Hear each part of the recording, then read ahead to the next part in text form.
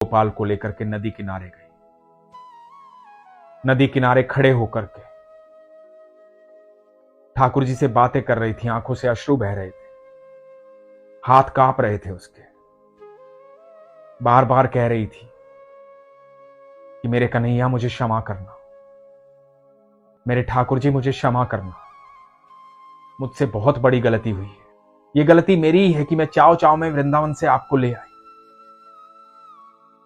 सोचा था हमेशा आपके साथ रहूंगी, आप मेरे साथ रहेंगे, लेकिन समय ही नहीं लगता।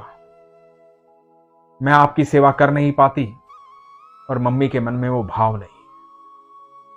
मुझे क्षमा करना, ये मेरी गलती है।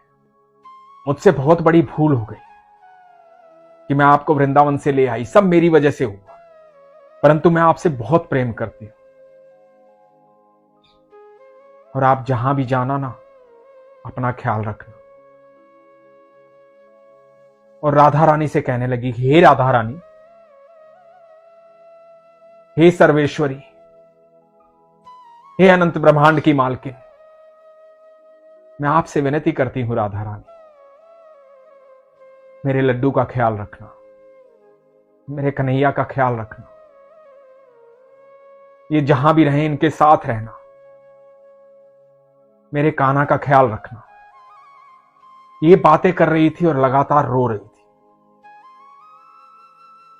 रोते रोते अपने ही हाथों से अपने ही लड्डू गोपाल को, अपने ही माधव को नदी में विसर्जित करने वाली थी। इतने में पीछे से एक हाथ आया और उसने इस लड़की को रोक लिया। इसने पीछे मुड़कर देखा, एक 12-13 वर्ष की कन्या खड़ी थी। उस लड़की ने कहा कि दीदी, आप लड्डू गोपाल को विसर्जित क्यों कर रही हो?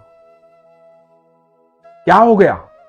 इतने सुंदर तो हैं ये, इतने प्यारे तो हैं ये, आप मुझे दे दो, मैं इनकी सेवा करूंगी, मैं इनको भोग लगाऊंगी, मैं पोशाक धारण करवाऊंगी, आप मुझे दे दो। तो इस लड़की को लगा कि ये सही बात है, मेरे लड्डू गोपाल को विसर्जित करने से बेहतर है कि मैं इस कन्या को दे दूं। ये लड्डू गोपाल की सेवा करेगी, ये बड़े प्रसन्न चित्त मन से मांग रही है, तो मैं इसको दे देती हूं।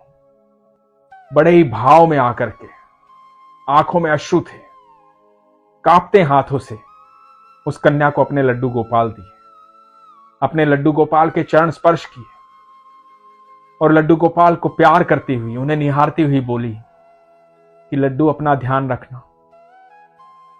और उस कन्या को बोली कि आप मेरे लड्डू का ख्याल रखना। और ये कह करके वो अपने घर आ गई। मन बड़ा उदास था। मन में लगातार ये विचार आ रहा था कि वो लड़की लड्डू गोपाल की सेवा करेगी कि नहीं करेगी, कभी खिलौना समझ के खेलेगी तो नहीं। मैंने उसको दे तो दिया क्योंकि उसने मांग लिया था, पता नहीं मेरा लड्डू कैसा होगा, उसने भोग लगाया होगा कि नहीं लगाया होगा, किस हाल में होगा। लगातार मन में यह विचार आ रहा था। मन उदास था। इस उदास मन से, विचलित मन से सो गई। और जब सो गई तो स्वप्न आया।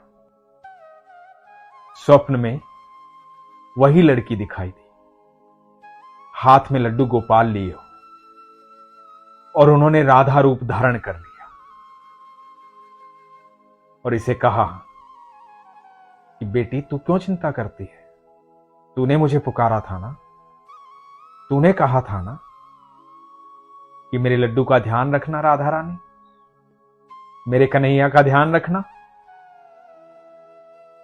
तो जैसा तूने कहा था वैसा ही तो मैंने किया, तो फिर क्यों उदास है तू?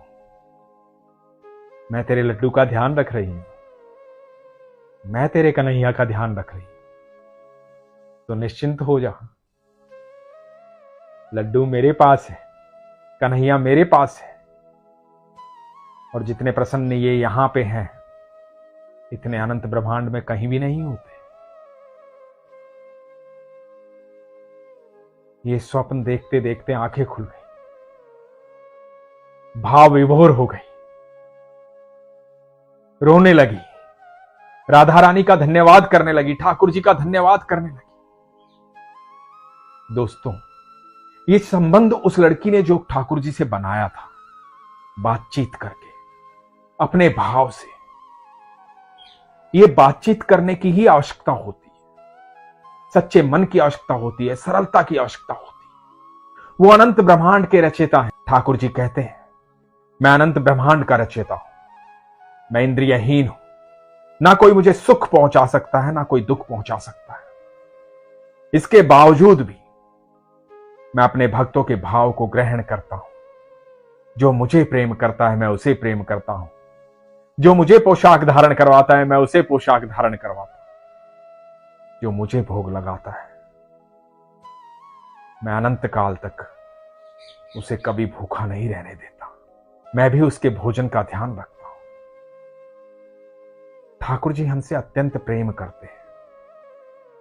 यदि आप सेवा नहीं कर पा रहे हैं, यदि आप भोग नहीं लगा पा रहे हैं, पोशाक धारण नहीं करवा पा रहे हैं, आप चिंतित हैं और आपको लगता है कि लड्डू गोपाल की सेवा करना एक काम है, तो एक बार, बस एक बार बड़े मन से, बड़े भाव से उनके सामने बैठिए, उनसे बातें कीजिए, अपना एक संबंध बनाइए। जब आप उनसे बातें करने लगेंगे तो आपको अनुभूति होगी कि वो मूर्त नहीं है, वो साक्षात ईश्वर है। जब आपको अनुभूति होगी तो आपके अंदर भाव जागृत होगा। जब आप बातचीत करेंगे तो आपके अंदर भाव जागृत होगा, और जब भाव जागृत होगा तो सेवा आपको नहीं करनी है ठाकुर जी की। ठाकुर जी अपनी सेवा खुद करवा लेते हैं। जिस भक्त से वो जो चाहते हैं, जैसा चाहते हैं वैसा करवा लेते हैं। और हम ठाकुर जी की सेवा नहीं करते। जब हम उनको भोग लगाते हैं तो हम अपने भोजन को प्रसाद बनवा देते हैं, अमृत बनवा देते हैं। ठाकुर जी का भोग लगाने के बाद वो भोजन प्रसाद बन जाता है, अमृत बन जाता है, जो नई ऊर्जा देता है शरीर में।